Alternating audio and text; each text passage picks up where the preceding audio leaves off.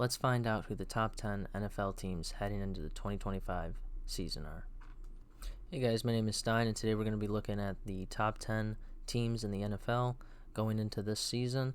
We're going to be looking at the free agency and their draft acquisitions as well. And let's get started with the honorable mentions here. At 15, I wanted to put the Bengals here, but haven't been able to trust their offensive line to protect Joe Burrow. Can't trust their defense. Last season, they had the most wins by a team that allowed 400-plus points in a single season. And, I mean, let's be honest, most of their wins came from Joe Burrow and Ja'Marr Chase.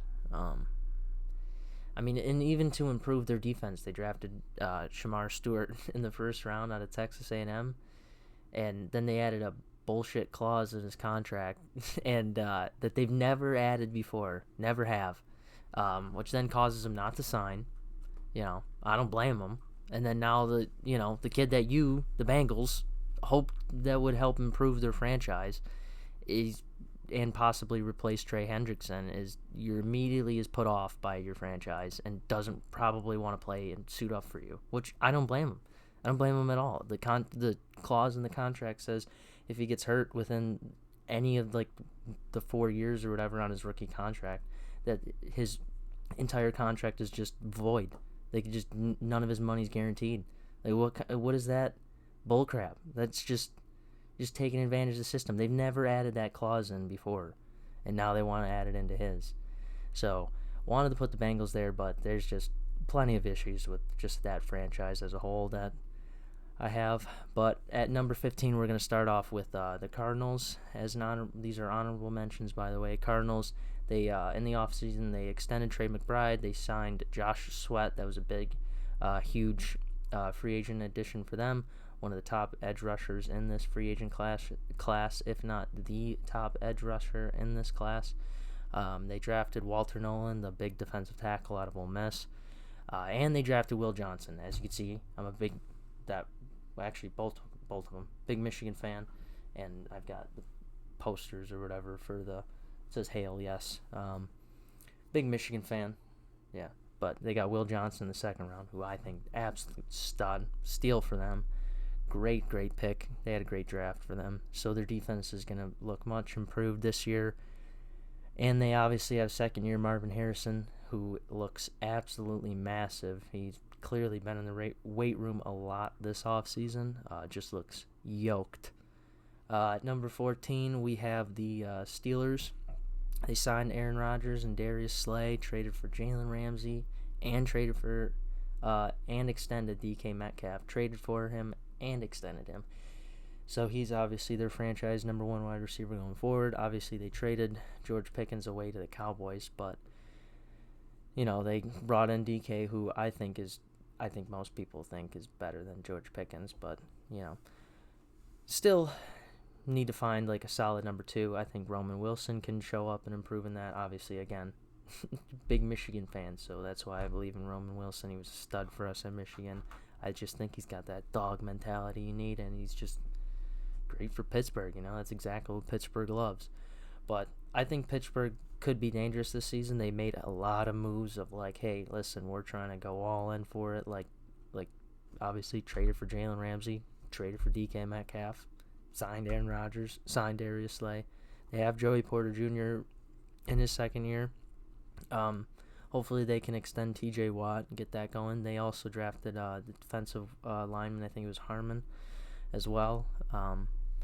So I think that defense and just that team as a whole is probably going to be pretty scary this year. What's his name? Jalen Warren, running back. Great running back. He's good. They drafted the kid out of Iowa, Caleb Johnson. I think watch out for Pittsburgh this year. Number 13, we have the Vikings. They traded for Jordan Mason, signed Jonathan Allen, Javon Hargrave for their defensive line. And then they improved their offensive line with Will Fries and Ryan Kelly and drafted a guard in Donovan Jackson. Sam Darnold's gone, but again, huge J.J. McCarthy fan. But honestly, he's my only concern, because even though I'm a huge J.J. McCarthy fan, it's just I worry about you never know in the NFL. You just never know. Like these quarterbacks, they can have a great college career and they could look like a great prospect, and then they could just struggle. Then again, I'm not a scout. I'm just a fan and just a huge Michigan fan, so I love JJ. That's pretty much the only reason. I never looked at him from a scouting perspective, but just loved what he brought for me and for Michigan as fan base as a whole. But hopefully he can succeed, even though I'm a Lions fan. Don't really want the Vikings to succeed, but I want him to succeed. Don't want him to fail. They do have a very good supporting cast around him to help him succeed, and obviously Justin Jefferson, Jordan Addison, T.J. Hawkinson, obviously great offensive line, and then they got a good defense. So hopefully he can succeed in the NFL. At number 12, I have the Broncos. They signed Talanoa Hufanga and drafted Jahdae Barron in the first round out of Texas, the cornerback. I think that they're going to be pretty good this year. Obviously, they were really good, or they were shocked a lot of people and were pretty good last year. I believe they won 10 games, but they got second-year Bo Nix, great defense, young defense. They had, I think it was like the number 1 defense last year in the NFL. I'm not stat checking that right now, so I don't know if I'm right or wrong, but I remember at one point in the year they did have the number 1 defense at some point last year. They also have a young now they have improved secondary, signed Hufanga. They had obviously Pat Surtain, and then add Jahdae Barron. That's a scary secondary right there. So also a team to watch out for. And at number 11, we have the Texans. Now, unfortunately, they didn't break into my top 10. The only reason is because they traded Laramie Tunsil, their franchise left tackle, and I was just a little confused by that. I know he's probably getting a little older, probably wanted more money, whatever the case was, maybe injuries, maybe draft another guy, whatever the case is. I was just a little confused by the decision. I mean, you still have, even though C.J. Stroud has shown promise and he's shown a lot of promise, he's lived up to that. He's still only in his third year. He's still very young. You still got to protect the guy. He's still learning a lot of things. So having a guy like Laramie Tunsil can help him with that a lot.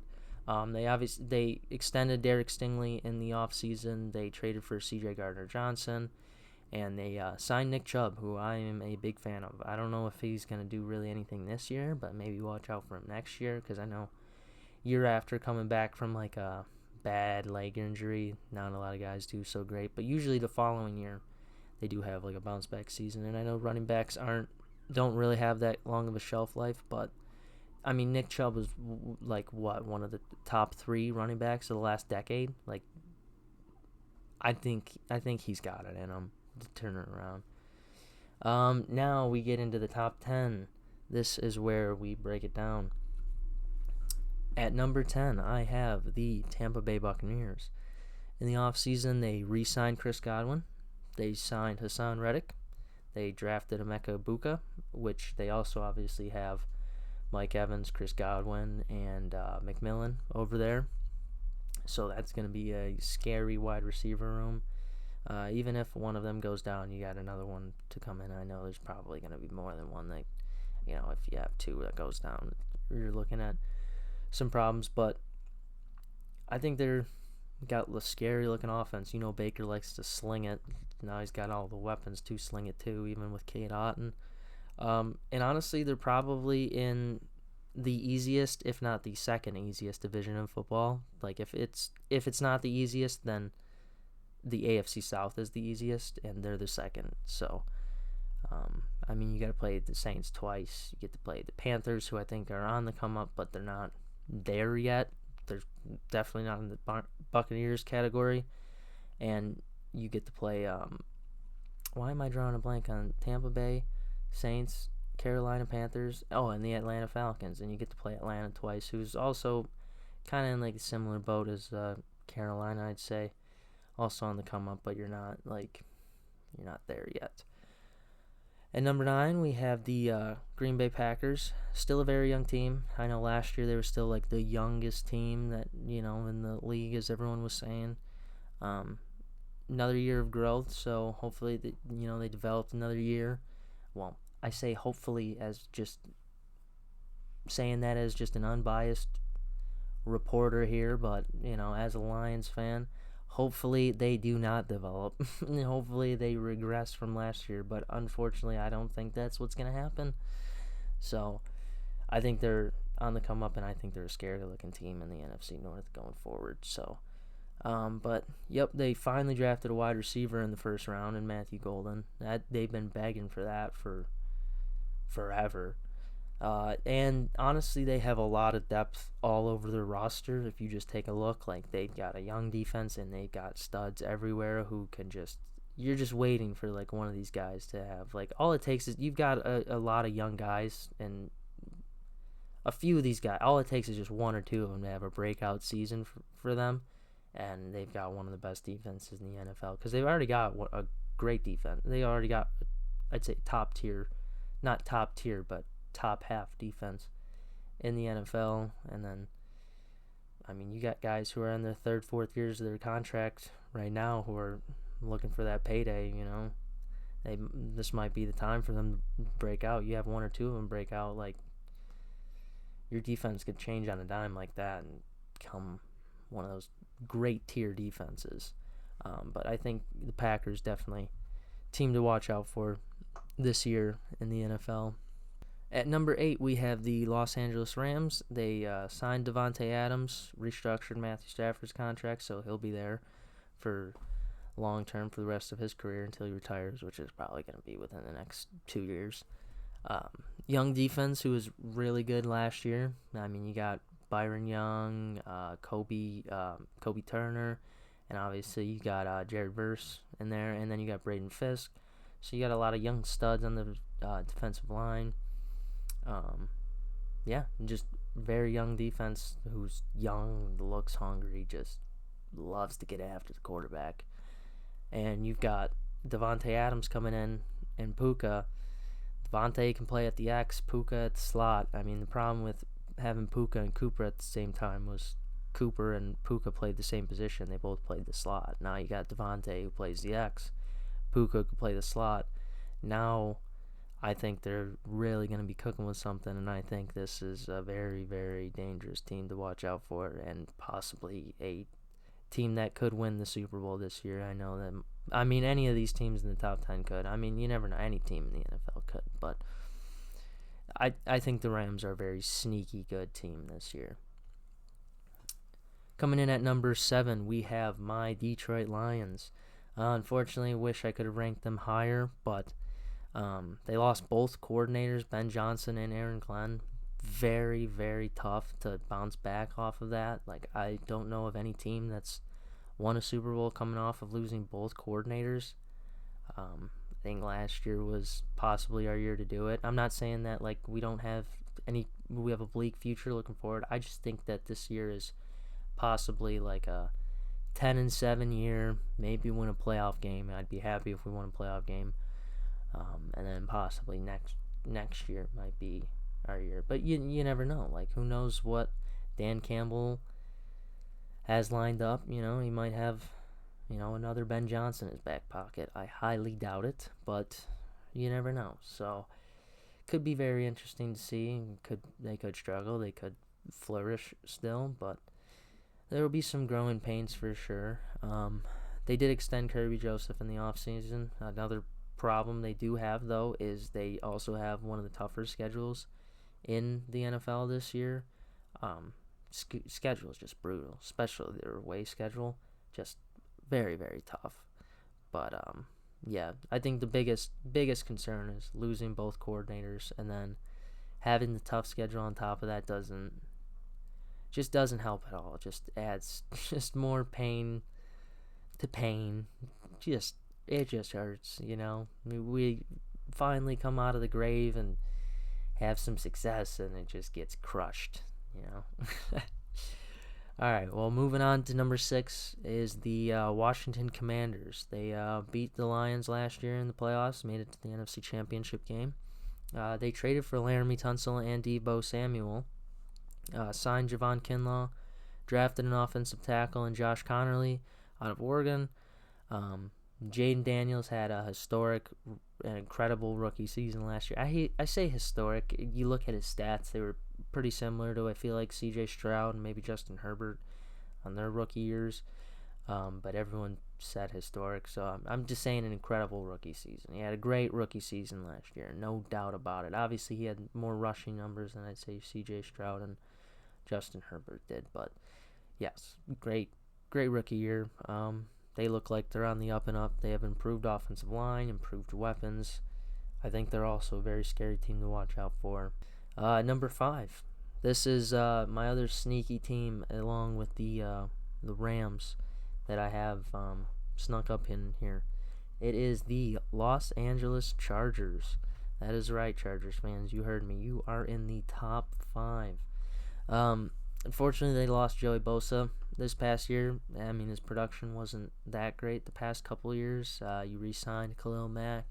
They did draft Amarian Hampton and Trey Harris out of Ole Miss this year. And the second-year Ladd McConkey should be fun to watch. Should be exciting.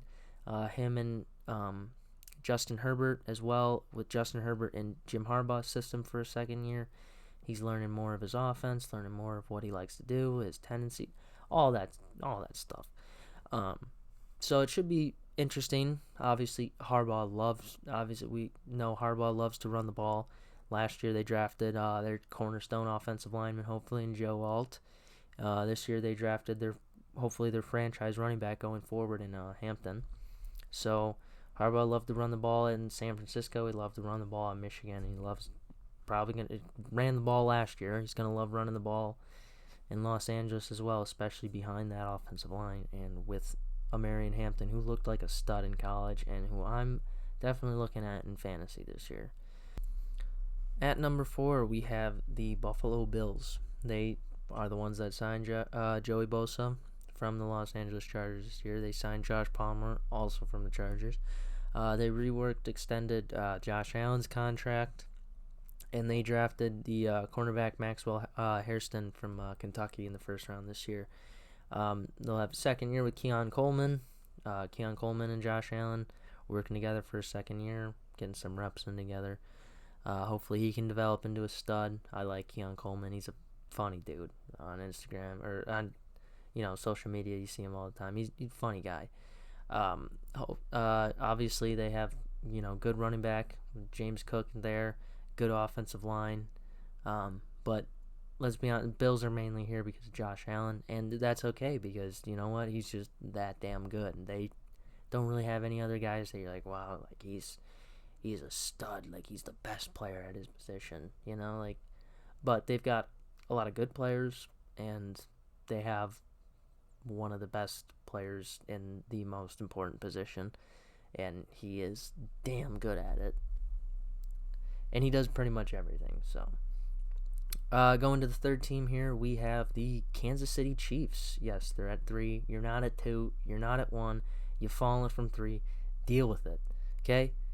All right? Big whoop. You fell from 1 to 3 over the past couple of years. All right? You've had enough success. Get on with it. But they lost Joe Thuney, traded him away to the Bears. They did draft offensive tackle Josh Simmons from Ohio State, and they got lucky on that one. I mean, of course the Chiefs lucked into drafting possibly the best offensive line prospect in the draft if he didn't get hurt. Like, if he didn't get injured this year, he probably would have went top 10 if he kept up the way he was going. So of course they get lucky again. And I mean the Chiefs here are 3 basically because it's the Chiefs, you got, like, Steve Spagnuolo, Chris Jones, Travis Kelce, Patrick Mahomes, Andy Reid. You got Steve Spagnuolo, like, possibly one of the greatest defensive coordinators of all time. Chris Jones, one of the greatest interior defensive linemen of this generation. I mean, you have obviously Aaron Donald, but Chris Jones is probably second to Aaron Donald of the last 10, 15 years. I mean, you got Travis Kelce, arguably the greatest tight end of all time. I think it's Gronk. I'll always think it's Gronk unless Travis Kelce goes off for like 1,200 yards the next like 3-4 seasons. But I just think Gronk was just like, when you watch him, it's like, to me, it's not like it's not a competition. It's not a comparison. You just watch Gronk, you watch Kelce, and you're like, oh, Gronk's better. Like, Gronk is better. It's just that simple. He's just so much more physically dominant, and just you could. Kelsey's I think a more heady player, more heads up, maneuvers around more, but Gronk was just a monster on the football field. And then obviously you got Patrick Mahomes, one of the greatest players at his position of all time already at this age. I mean, I don't think he's even 30 yet. Ridiculous. And then you got Andy Reid, also one of the greatest coaches of all time. So, I mean, it's just bet on the Chiefs every year. You're probably, you're going to win like what? 3 out of 5? That's a win. All right, at number 2 we have the Baltimore. Sorry guys, so my camera died, so if we're having all sorts of problems with my computer. I do not have a updated computer, so I am switching to this camera for right now, and yes, I am holding it. But we're gonna power through this together. We're on team number 2. We're gonna get through it, alright? Number 2 team is the Baltimore Ravens, alright? They signed DeAndre Hopkins and Jair Alexander in the offseason. They drafted Malachi Starks out of Georgia and Mike Green in the second round. That was a steal because he was projected, obviously, to go in the first round in a lot of mock drafts. They already had a great defense. They're pretty much loaded everywhere else, and they're loaded with depth across their entire roster. They are stacked. They are loaded. They are a very, very good team to watch out for, and they're honestly my Super Bowl pick this year. I know that they've always been a top 3 to 5 team to watch out for consistently with Lamar, but this time it just feels a little bit different. Feels like they have the firepower. Feels like they have the juice. They got the chip on the shoulder. I think they're gonna get it done this year. That's my Super Bowl pick, is the Baltimore Ravens this year, and they are my number 2 team in the NFL heading into the 2025 NFL season. For my number 1 team heading into the 2025 NFL season, it is the Philadelphia Eagles, of course, the reigning defending Super Bowl champions. They are your number 1 team going into this season.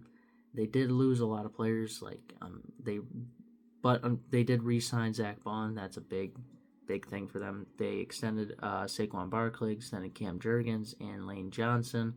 They did lose Bryce Huff, Josh Sweat, Milton Williams, Darius Slay, C.J. Gardner-Johnson. But they did draft Jahad Campbell, who is probably the number 1 off-ball linebacker in this year's class. And then they got a safety, Andrew Makuba from Texas, to replace C.J. Gardner-Johnson. I mean, Eagles are like the new Chiefs. They just get lucky. How'd they end up getting Jahad Campbell? Followed them this all the way to 31. I think they were at 31, right? Not 30. They did. I think they traded. I feel like they traded up to 31 to go get him. But anyway, you get Jahad Campbell. What a stud. Just a monster. Beast in college. Yeah, just so lucky for them. Put him next to Zach Bond. They did, obviously, like I said, they lost some key players in the offseason, but I think that they did replace a lot of those losses. And then they have spots that didn't really need to be filled that much after players left. Like, for example, Milton Williams signed with the Patriots, and they still have 2 first-round defensive tackles in Jalen Carter and Jordan Davis, Jordan Davis honestly has more potential than Milton Williams.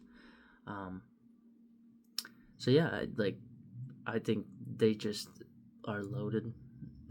They also locked into getting possibly the best off-ball linebacker in the draft. just stud team. I mean, in and out. Obviously, they won the Super Bowl last year, so, and they only lost their OC. They didn't lose their DC or anything, and obviously Nick Sirianni's coming back, so they're also a very scary team to watch out for next year. All right, so just to go back over that list, we finally got through it all. The honorable mentions were the Cardinals, Steelers, Vikings, Broncos, Texans, and the top 10 were Buccaneers at 10, Packers at 9, Rams at 8, Lions at 7, Commanders at 6, Chargers at 5, Bills at 4, Chiefs at 3, Ravens at 2, Eagles at 1. Alright guys, I appreciate you guys watching my video. Make sure you like, subscribe, and if you guys have any suggestions on any videos you guys would like me to do, let me know. I'm still a young, very new channel, so I probably will get to your video. Probably going to be 3 comments on my video. I'll do all 3 videos. So, that's just how we're at this point, but I'm excited to get started, And yes, I have been wearing a sweater hoodie this whole time. It has been freezing cold in my apartment, so we're just going to have to deal with it because you know what? You're going to have to get used to it. I'm going to be wearing this sweater hoodie a lot on these videos. So, but thank you guys for listening. Appreciate it. My name's Ben Stein. I'll talk to you guys in the next one.